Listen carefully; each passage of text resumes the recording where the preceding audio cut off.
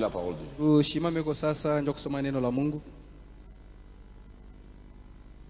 On a encore une semaine, on va continuer Tuko na juma tena moja tutaendelea avec ces instructions. na hii mafundisho. Nous avons notre sujet. Tungo yetu Prenons 1er Chronique, bebe mambo ya siku ya 15. kwanza sura ya 15.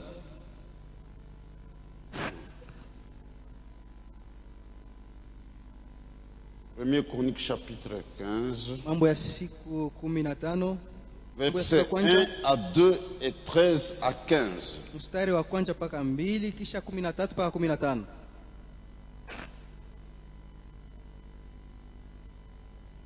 1 à 2 Mstari wa kwanza na wa pili et 13 à 15.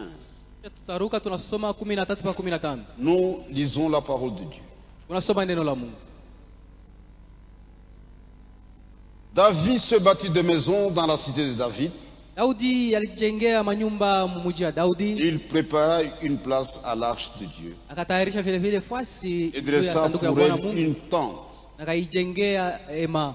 Alors David dit, Pale Daudi akasema, l'arche de Dieu ne doit être portée que par les Lévites. sanduku ya Mungu ni mpaka Balawi tu ndio wanapaswa kuibeba, Car l'Éternel les a choisis pour porter l'arche de Dieu kwa sababu wa milele aliba chakula ndio wapate kuibeba et pour en faire le service à toujours. na kuitumikia kwa lote.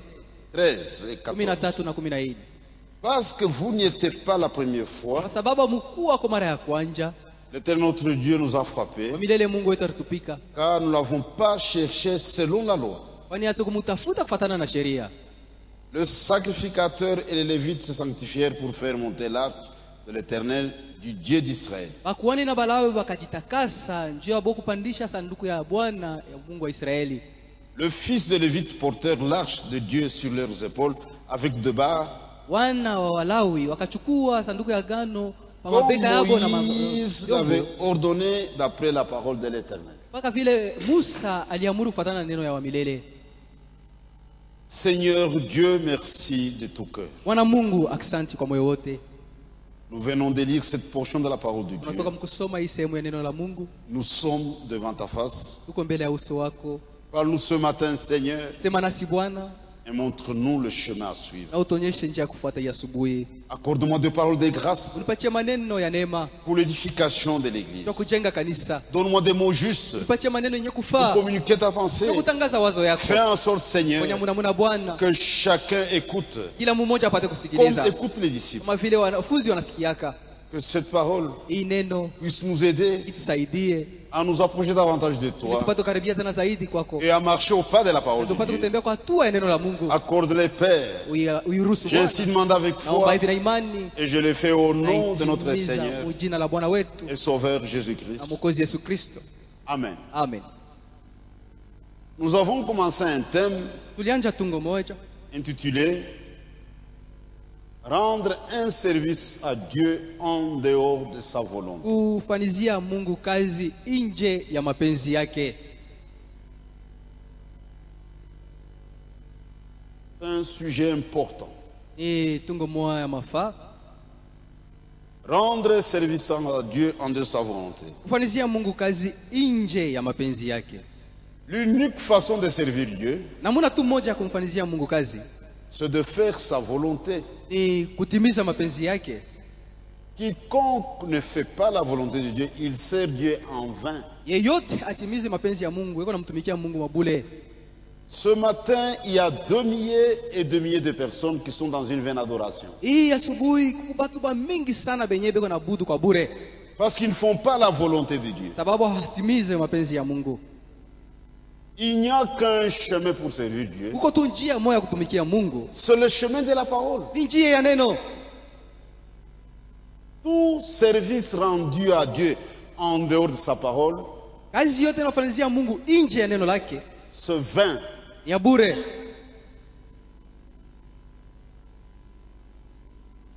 Et nous sommes partis de l'exemple de David, Na tulibeba mfano ya Daudi, un homme selon le cœur de Dieu. mtu kufuatana na moyo wa Mungu.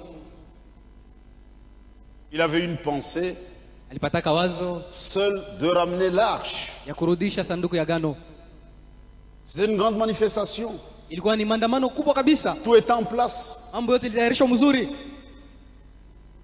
Mais le transport de l'arche lakini namuna kuchukua sanduku ne se faisait pas d'après la parole de Dieu. haikufanyika kufuatana na neno la Mungu. Dieu étant lié à sa parole, Vile Mungu ni mwenye kufungwa kwa neno lake, il a voulu donner une leçon à David. alitaka kufundisha Daudi. Pendant la marche, Safari il y a eu mort d'homme. mtu akakufa, Et David était sage na Daudi alikuwa na hekima pour comprendre la leçon. ili apate kuelewa ile Il dit, mafundisho. il y a quelque chose de faux. Sema kuko kitu kimoja kiendeke, On a mal agi quelque part. ulifanya mbaya fasi fulani. Si les choses étaient faites correctement, Kama vitu vilifanyika sawa il n'y aurait pas sawa, mort d'homme. mtu angeweza kufa. C'est ça un élu. Ule ndio mteule. Quand quelque chose arrive, il s'arrête. Wakati kitu moja fulani kinafika, Il se anasimama, pose deux questions. anaanza kujiuliza, Est-ce une épreuve ni jaribu ou c'est la main de Dieu qui pèse sur moi? au ni mkono wa Mungu uliko Il n'y a que ça. kuko tu ile. Dieu nous corrige. Mungu yuko anatunyolosha. Quand on a mal agi, Dieu nous corrige. Wakati tunatenda mbaya, Mungu yuko anatunyolosha. Notre Dieu, c'est un père. Mungu wetu ni baba. Dieu n'a pas de petit-fils. Mungu wetu hana na bankana. On joue avec le grand-père. Anachezaka na nkambo. Un vrai père est sérieux. Lakini baba mzazi anayo na michezo na Un watoto. père corrige. Baba yuko ananyolosha watoto yake. Parfois, Dieu fait en sorte que nous passions par des épreuves. Na kuko saa ile Mungu yuko anatuacha tupite mwa vipimo. Mais nous savons une chose. Lakini tunajua kitu Quand moja. il s'agit d'une épreuve, Wakati ni mambo inaangalia kipimo, à la fin de l'épreuve, il y a la bénédiction. mwisho ya kipimo kuko baraka.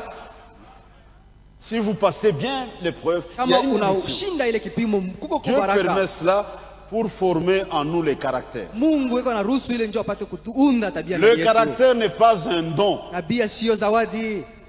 Le caractère est taillé en passant par des épreuves. Mtu yuko anapata tabia kupita mpipimo. Les épreuves sont nécessaires à la vie chrétienne. Vipimo viko na mafaa mu maisha ya Kikristo. L'homme de Dieu, William Branham, Mtumishi wa Mungu William Branham a illustré cela par un arbre. alionyesha ile kupitia mfano ya mti. Les arbres qui sont soumis à de très fortes tempêtes. Miti ile yenyewe iko napokea zoruba ya nguvu. Quelle est la conséquence? Ils enracinent plus profondément leurs racines. Mizizi yabo iko naingia chini sana. C'est bon, Ni mzuri sana. ça nous aide Iko natusaidia mabipimo. dans notre marche de croyants. Safari yetu kama vile baminifu. Mais à la fin, c'est la bénédiction. Na kumwisho ile kipimo ni baraka. Nous ne sommes pas des enfants illégitimes. Si hatuko banaramu hapana. Nous sommes des fils et des filles de Dieu. Tuko wana na binti za Mungu. Et Dieu nous corrige. Na Mungu yuko anatunyolosha. Ça fait partie de son amour. Ile njoo namna kuonyesha mapendo yake kwetu. So, nous tirons des leçons So kwa maana tuko napata mafundisho. dans tout ce qui arrive dans notre marche. Muile yote iko natufikia msafari. Pourquoi Dieu a-t-il permis ceci? Ni nini Mungu aliruhusu? Qu'est-ce qu'il veut m'apprendre? Anataka kunifundisha nini? La vie a tiré la leçon. Au alipata mafundisho yake. Dit l'arche Sema sanduku ya agano ne doit être portée que par le Lévite. inapaswa kuchukuliwa mpaka kubalawi. Pas autrement. Hapana namna nyingine. C'est ce que Dieu a prévu. Ndio vile Mungu alitangulia C'est kutayarisha. ça le canal de Dieu pour porter l'arche. Ile ndio njia ya Mungu kwa kuchukua sanduku ya agano. Et il est allé chercher les Lévites. Na alienda kutafuta Walawi. Tout le monde ne doit pas prêcher. Antu bote habaruhusiwi kuhubiri Pour Dieu, juu ya Mungu. la prédication, il faut un appel au ministère. Mahubiri ya neno inapaswa kuitwa utumishi. Le monde a son système. Dunia iko na matengenezo Les yake. théologiens. Uko ba theologien. Pour le monde, Juu ya dunia. un théologien comprend mieux la parole de Dieu que n'importe qui. Theologien iko naelewa mzuri neno la Mungu shinda mtu yoyote. C'est ça la vision du monde. Ile ndio kuona kwa dunia. Pour prêcher, il faut être théologien. Au kuhubiri kwa dunia Mais inapaswa ça, kwa ça n'a theologien. jamais été le plan de Dieu. Lakini la ya kuwaka kamwe mapu ya Mungu. La Bible est là. Biblia hiyo hii. Il n'y a aucun théologien ici. Humu Biblia hamna teolojia hata C'est un moja. livre de prophètes. Hii ni kitabu ya manabii. Il s'est poussé par l'Esprit Sema ilisukumwa na que les Roho. saints hommes ont parlé de la part de Dieu. Watu watakatifu alisema kwa upande wa Mungu. Nous avons la confusion aujourd'hui à cause des théologiens. Leo tunapata mvuruko ni juu ya bateologien. La même Bible. Hii Biblia moya moya. Vous avez la théologie catholique, Kwa teolojia ya théologie Kikatoliki, protestante, teolojia ya Protestant, autant d'églises, autant de théologie. wingi wa kanisa ndio wingi wa mateolojia. C'est un livre des prophètes. Hii ni kitabu ya manabii. Dit d'après le plan de Dieu, ce sont les Lévites. Le ministère de la parole. Dieu lui-même appelle. Et c'est Dieu qui établit.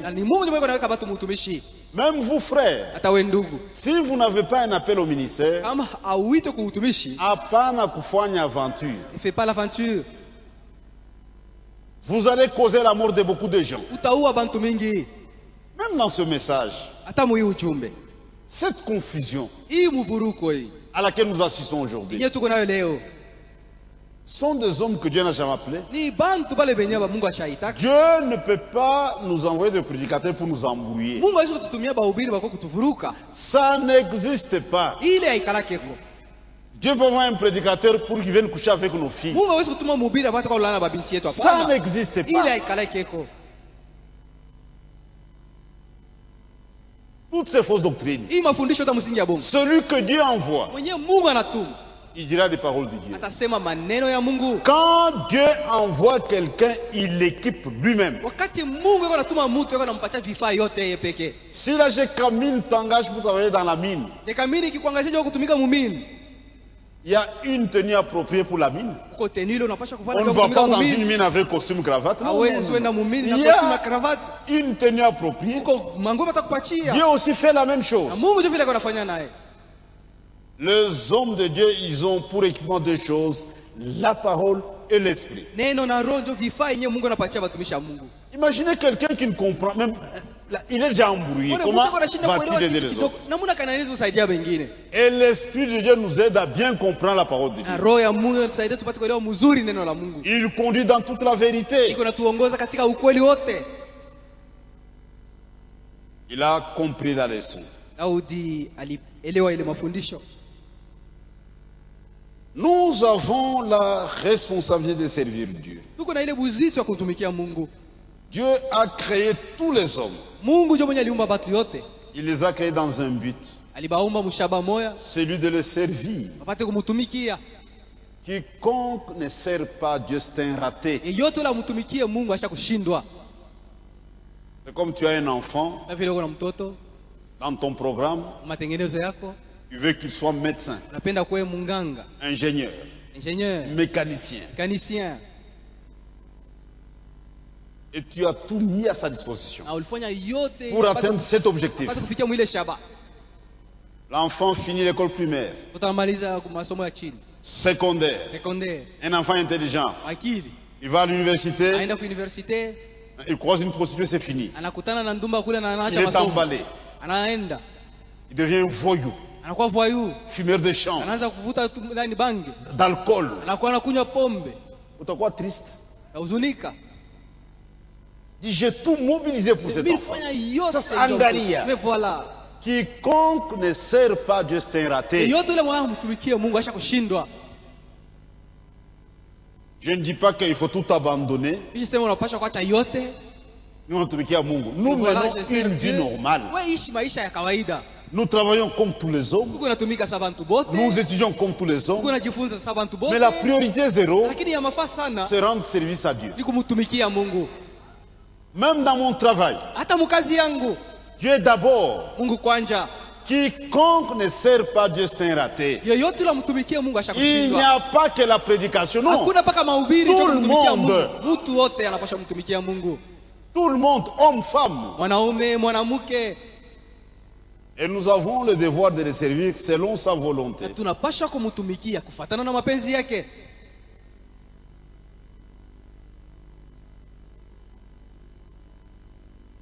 Maintenant, Satan a aveuglé les gens. Remplissez les églises. Ici à Lubumbashi, je peux me tromper, mais plus de la moitié des hommes et des femmes sont quelque part dans des églises. Même les trois quarts. Les Congolais sont des religieux. Regardez même le nombre d'églises. Le nombre d'églises. C'est qu'ils aiment Dieu. Mais combien servent Dieu correctement?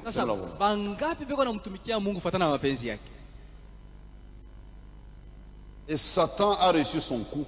Na shetani acha kuweza mambo yake. Il avait un plan. Alikuwa kana mapu. Je me leverai Mimi nitainuka au-dessus des fils de Dieu. juu ya wana wa Mungu. Il l'a fait. Fanya. Il est adoré par de milliers, mais ils ne le savent pas. Leo batu mingi sana beko na mabudu shetani na batambue ile. Quand les gens vont dans une église, Satan n'est pas dérangé. Wakati batu wanaenda mkanisa, shetani ashishikie mbaya pale. Allez dans l'église, Wende mkanisa, mais soyez désobéissants. lakini mshitii. Et là, il vous a déjà eu. Na pale acha kumipata.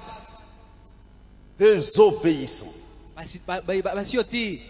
Dieu exige l'obéissance à toute la parole. Mungu anashurutisha utiifu kuneno lake lote. Il n'honore pas Dieu. Aba mheshimie Mungu. Dit c'est en vain qu'il m'honore. Sema ni kwa bure beko naheshimia kwa kinywa. Leur cœur est éloigné de moi. Moyo wao uko mbali na mie. Ils m'honorent des lèvres. Beko naheshimia tu kwa kinywa. Mais le cœur est éloigné de moi. Lakini moyo wao uko mbali. C'est plein de gens désobéissants. Makanisa na yala na batu wenyewe basiotii. C'est pourquoi on a parlé du plan du salut. On a frôlé. Parmi le groupe des sauvés, il y a les élus et les appelés. Il y a beaucoup d'appelés, mais peu d'élus. C'est ce que Jésus a dit. Il y a beaucoup d'appelés, mais peu d'élus.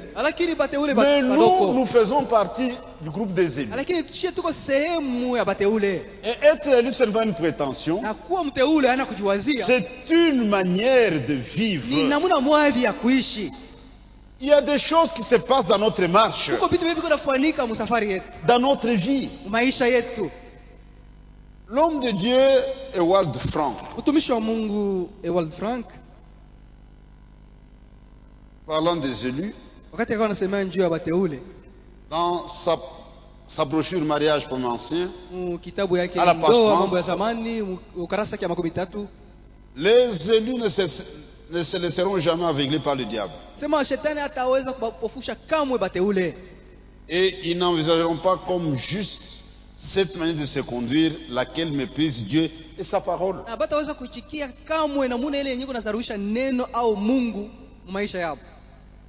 Il y a des gens qui méprisent Dieu et sa parole. Il n'y a pas de différence entre Dieu et la parole. Quand Dieu parle, ordonne quelque chose. Mais il faut respecter la chose à la lettre. Quand vous faites le contraire, c'est un manque de respect à l'égard de Dieu et de sa parole. Dieu dit j'honore celui qui m'honore. Honorer Dieu, c'est honorer sa parole. Et Satan a aveuglé les gens.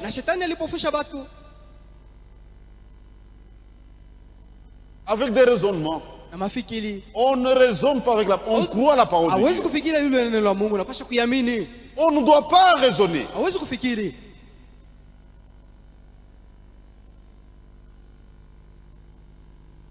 Maintenant les élus veulent à tout prix expérimenter leur perfectionnement et l'achèvement de l'œuvre de Dieu en eux, en faisant la parfaite volonté de Dieu. C'est ça la particularité des élus. Ils veulent à tout prix expérimenter leur perfectionnement et l'achèvement de l'œuvre de Dieu en eux. L'achèvement de l'œuvre de Dieu en nous, on doit parvenir à faire la volonté parfaite de Dieu. Quand Jésus revient, il trouvera sur cette terre des hommes et des femmes qui lui ressemblent à tous égards. Un temps va venir, même nos sentiments, même notre pensée, ça sera exactement comme Dieu. À ce moment-là, on ne va pas prier, on dit la chose et la chose arrive. Nous tendons vers ça.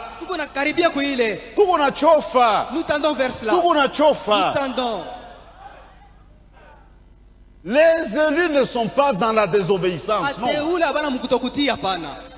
Ils tendent vers l'obéissance totale. Nous marchons de progrès en progrès. C'est ça, c'est une vie. Chacun connaît sa vie. Pour ne vivre Dieu. Comment est-ce que tu mènes ta vie? Tu peux être ici tout en étant rétrograde.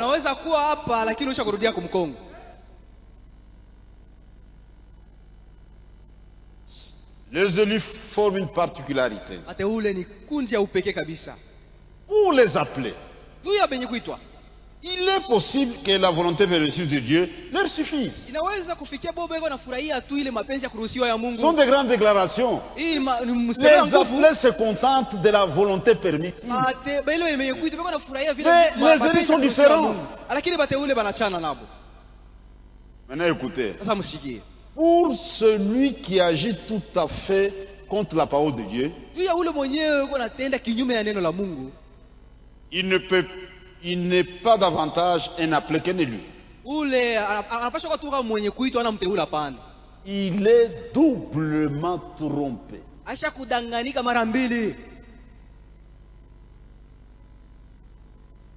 Les actes que tu poses, ça détruit la parole de Dieu. Non, je suis élu. Tu es doublement trompé. Donc, la volonté parfaite, c'est notre affaire. Et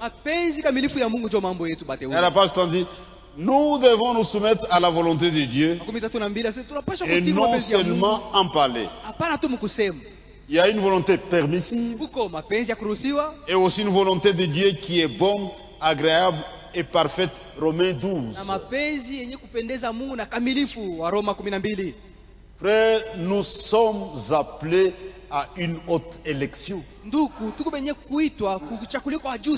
Il faut que chacun comprenne ça.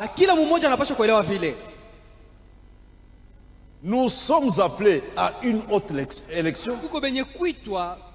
Nous sommes en train de perdre au sommet de la montagne.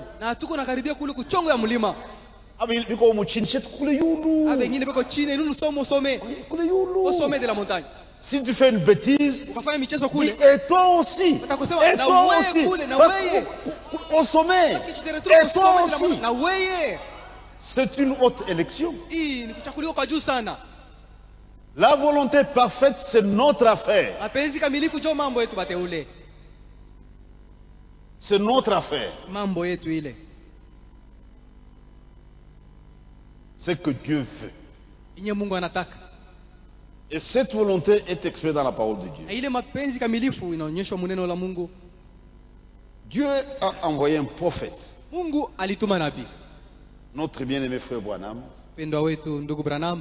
nous a apporté ce message. J'ai ces deux prédications ici qu'il a donné vers la fin de sa vie. Il a d'abord prêché ça dans son église à Jeffersonville. Le 18 juillet 1965. Le 18 juillet 1965. 4 mois avant sa mort. Et il a apporté une prédication à Louisiane. Le 27 novembre 1965. Le 27 novembre 1965. Donc 4 semaines avant sa mort.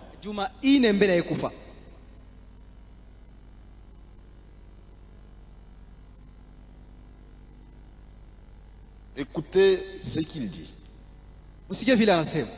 C'était très important. Je prends la prédication de Jeffersonville à la page 26.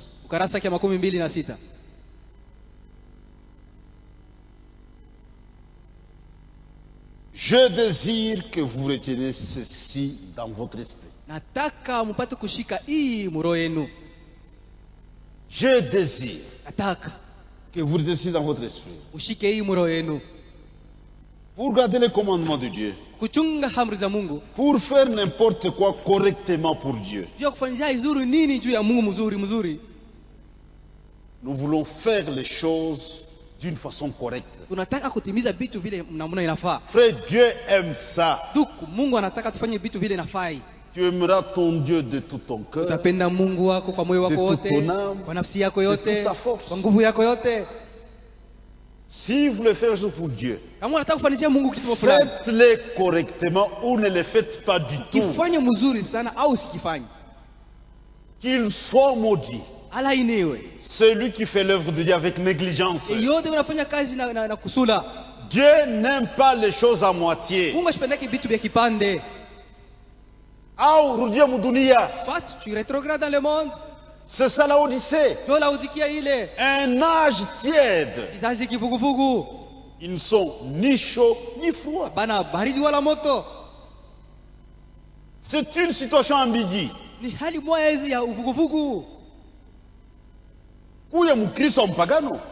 Soit chrétien, soit un païen. Pas au milieu. On doit faire les choses correctement. Nous, on ne fait pas les choses à contre-cœur.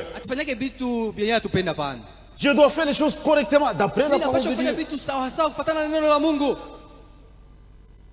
Pour rendre un service à Dieu correctement, il y a 5 conditions qui doivent être remplies. Et chacun doit surveiller ces conditions-là. Je veux que vous retenez ceci.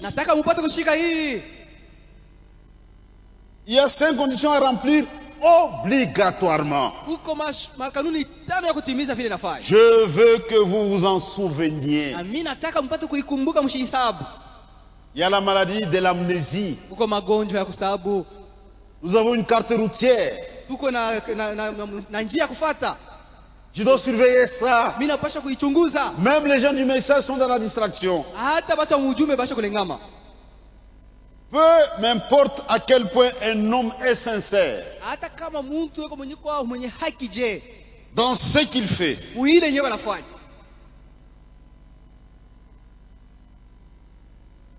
Pour rendre un service à Dieu, il y a 5 conditions qui doivent être remplies. Même la sincérité importe peu. Il faut surveiller ces choses. Les 5 conditions. Je vais parler d'une condition, les autres je vais te citer, aller très vite. On va revenir pendant la semaine. 5 conditions à remplir obligatoirement. Autrement, vous allez rendre un service à Dieu, mais en dehors de sa volonté.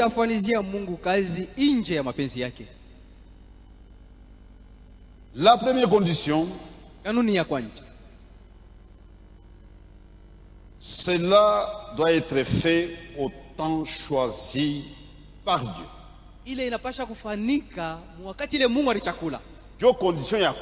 Voilà la première condition. La première condition. Peut-être on va voir comment Dieu va nous conduire. Cela doit se passer au temps de Dieu. Dans le royaume de Dieu. Pas dans l'église. Pas dans les dénominations. Dans le royaume de Dieu.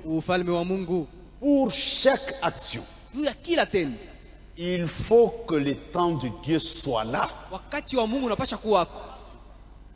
Pas le temps du pasteur. Pas votre temps. Il faut que le temps de Dieu arrive. C'est là où le monde a beaucoup de difficultés. Il y a des choses que nous désirons. Mais pour que cela arrive, il faut que le temps de Dieu arrive. Il faut que cela se passe dans le temps de Dieu, dans sa saison. Pas avant, pas après. Au temps de Dieu. Et quand le temps de Dieu arrive, ce que le Seigneur a planifié arrive. Qu'on le veuille ou pas, on a besoin de son temps. Je peux avoir une pensée, une bonne pensée, mais Dieu n'est pas obligé de se soumettre à ma pensée. Il faut que la saison de Dieu arrive.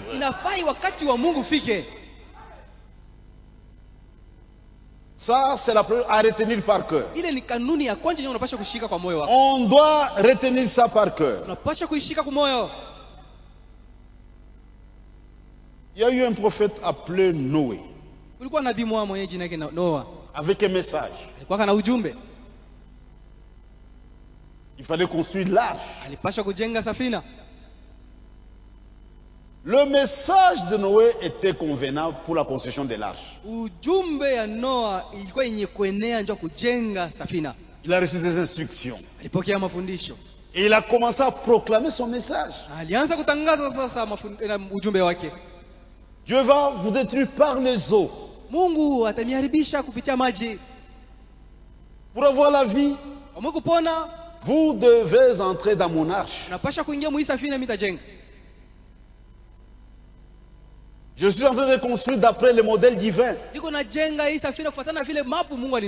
Le plan ne vient pas de moi, Noé. C'est Dieu lui-même qui m'a donné les instructions comment construire l'arche. Même les dimensions, Dieu m'a donné. Les types de bois à utiliser, Dieu m'a indiqué. Je ne prends pas n'importe quel bois. Dieu m'a donné des instructions précises.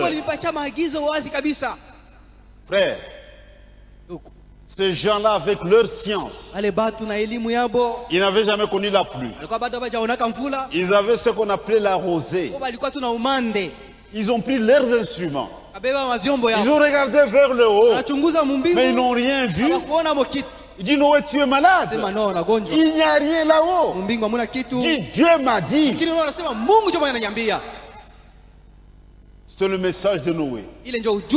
Jésus dit, ce qui arrivera du temps de Noé arrivera pareillement.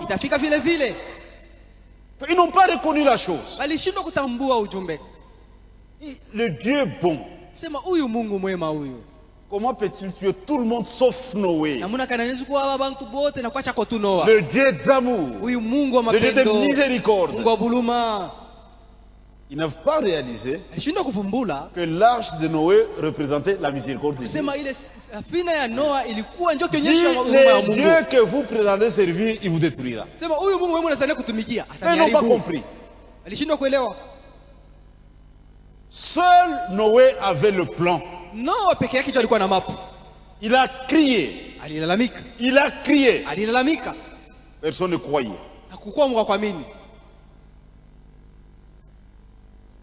Les temps de Dieu arrivent. D'après le message de Noé. Ça a commencé comme un jeu. Des gouttelettes d'eau. C'est comme si Noé avait raison. La terre était très très sèche. Et devait absorber d'abord beaucoup d'eau. Quand ça tombait, c'est absorbé. Après un temps, l'eau a commencé à stagner. C'est très grave ça. Dis Noé, nous croyons que tu as raison. Pardonne-nous. Ouvre-nous la porte. Je veux bien le faire. Mais Dieu a déjà pris les clés. C'était fini. Jésus dit, ça va se répéter. Avec leur grand savoir, ils ne pouvaient pas comprendre que Noé parlait de la part de Dieu. Et Dieu est venu confirmer le message de Noé par les eaux de déluge. Ils ont tous péri. Ils ont fait des frais. Il y a eu un autre prophète appelé Moïse. Moïse ne pouvait pas porter le message de Noé. Dieu, écoutez, on va faire l'arche. Moïse avait son message. C'était une autre saison. C'était un autre temps. Il n'a pas apporté le message de Noé. Dit on va faire l'arche. C'était fini. C'était une autre saison. Un message de délivrance. Regardez, c'est très profond. Dieu appelle Moïse d'après la promesse faite à Abraham. Dieu n'avait pas révélé à Abraham le nom du messager. Dit, ta postérité va séjourner quelque part pendant tel nombre d'années et je vais la délivrer. Maintenant il appelle Moïse pour ce travail. Moïse savait qu'il était libérateur. D'après l'histoire que sa maman lui racontait. Maintenant Dieu lui parle. Moïse était pressé. C'est un homme bien formé dans toute la sagesse de l'Égyptien. Un homme fort. Il avait 40 ans. C'est la vigueur de la jeunesse. Il va en Égypte. Il fait une démonstration. Un Égyptien et son frère se disputaient. Ils ont c'est karaté ou judo, je ne sais pas. C'est en un clin d'œil. Il achève l'Égyptien et il l'enterre. Quelle force! Nous ici, pour aider la tombe, ça nous prend du temps. En un clin d'œil. Il l'achève, il l'enterre. Quelle grande démonstration de force. Lui pensait qu'avec ça, Israël allait comprendre. Le lendemain, il croise ses deux frères en train de se disputer. Il essaie de donner des conseils. Vous êtes frères, écoutez. Dis quoi? Tu veux me tuer comme tu as tué l'Égyptien hier? L'affaire est connue de tous. Je risque d'être arrêté. Il a fui. Il a échoué. Ce n'était pas le temps de Dieu. C'était un libérateur. Mais il était pressé. Il aurait dû attendre le temps de Dieu. Pour Dieu, dans son royaume, pour chaque action, il faut que le temps de Dieu arrive. Si tu prends de l'avance, tu échoues. Moïse a fui. Jeune, 40 ans, bien formé. Il a fui. Mais Dieu dans son programme dit, moi j'utilise la faiblesse. Il est encore fort. Il lui est tombé dans l'orgueil. Dieu a attendu. Maintenant à 80 ans, Dieu l'envoie. Et qu'est-ce qu'il donne comme armement? Le bâton des bergers qui mouchit. Avec ça, tu délivres Israël. Maintenant, va vers Pharaon. Ça, c'était maintenant le temps de Dieu. Et Israël a compris que Dieu lui offrait la délivrance. Il devait attendre le temps de Dieu. Dans le royaume, tout arrive en sa saison. Pas avant, pas après. Quand le temps de Dieu arrive, Dieu agit. Lisez l'histoire du salut. Même Daniel et ses amis. Ils furent arrêtés à cause de la parole de Dieu. On a préparé la fournaise. C'est comme si Dieu restait silencieux. Le roi a donné une exhortation. Adore seulement, c'est fini. Dis pas question. Nous savons que notre Dieu est capable de nous délivrer. Même si le Fils, nous n'allons pas adorer la statue. Frère, on les a liés. Dieu est resté silencieux. On les a même jetés dans la fournaise. Et quand ils arrivent dans la fournaise,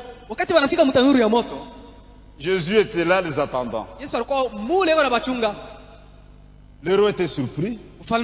N'avons-nous pas jeté 3 hommes dans la fournaise? Mais j'envoie un 4e qui ressemble à un fils de Dieu. C'était son temps. Pas en retard. Pas avant. Pour chaque action, il faut le temps de Dieu.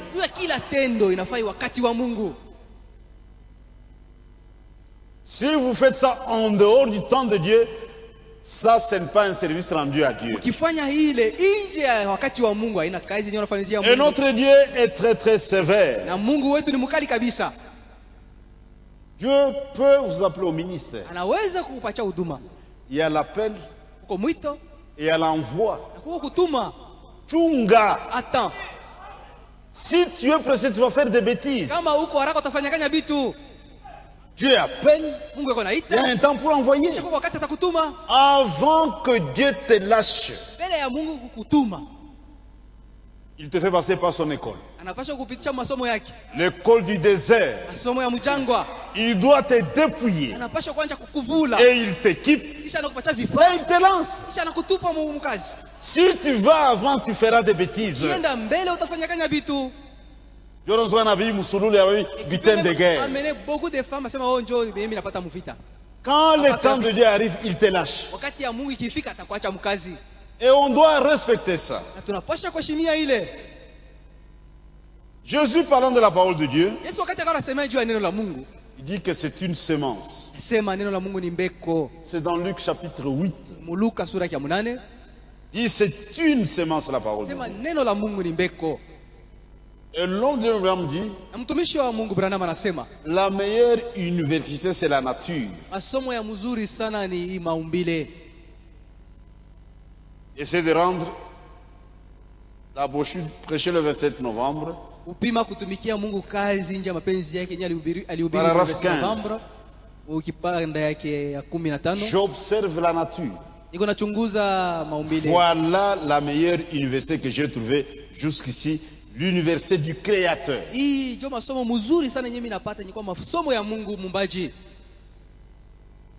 La meilleure université, c'est la nature. L'université de Lubumbashi. La nature, c'est l'université du Créateur. Vous savez, il y a 4 façons de voir Dieu. La nature révèle Dieu. Dieu est dans sa parole. Dieu est en Christ. Et le même Dieu est dans l'église. Dans des hommes et des femmes assis ici.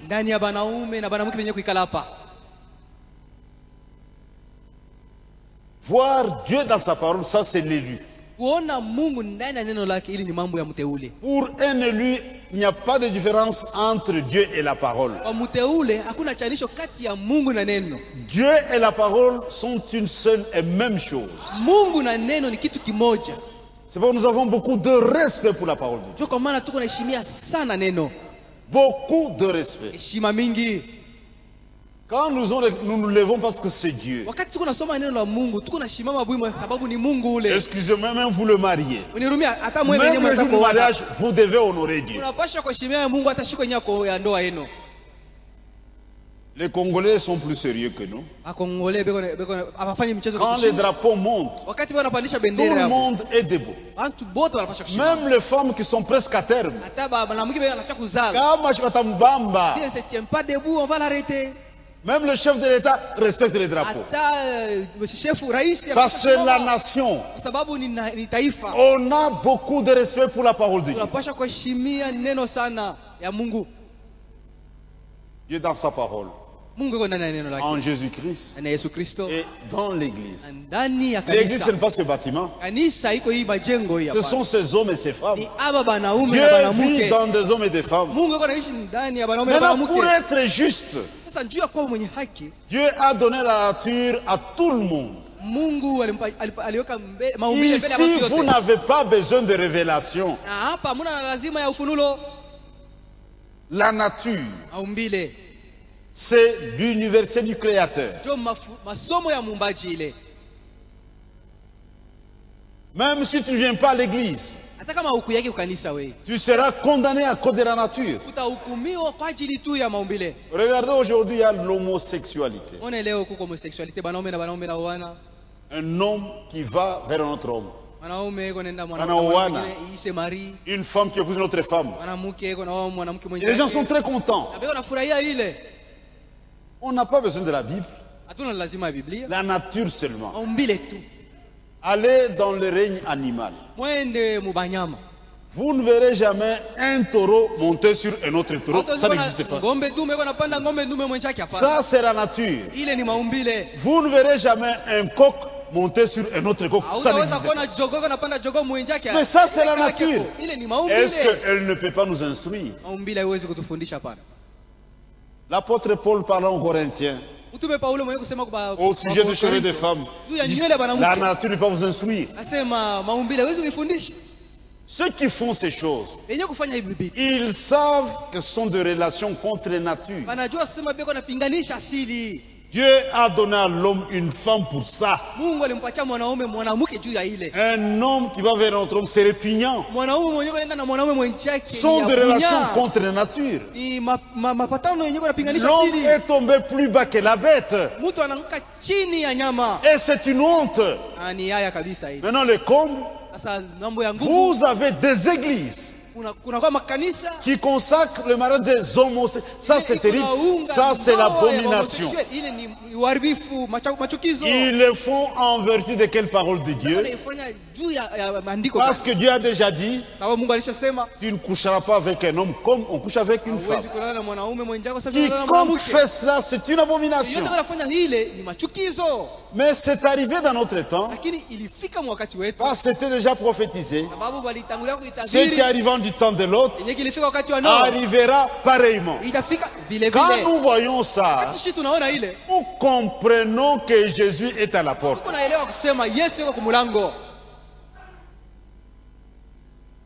Un grand prédicateur fait une déclaration au sujet des homosexuels.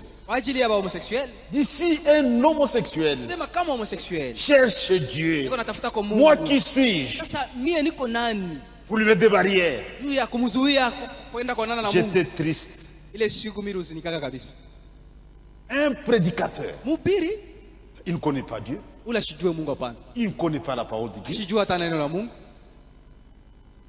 Dieu n'est pas dans la perversion. Dieu est dans sa parole. On doit montrer à cet homme qu'il est dans une abomination. Et il doit fuir en toute vitesse.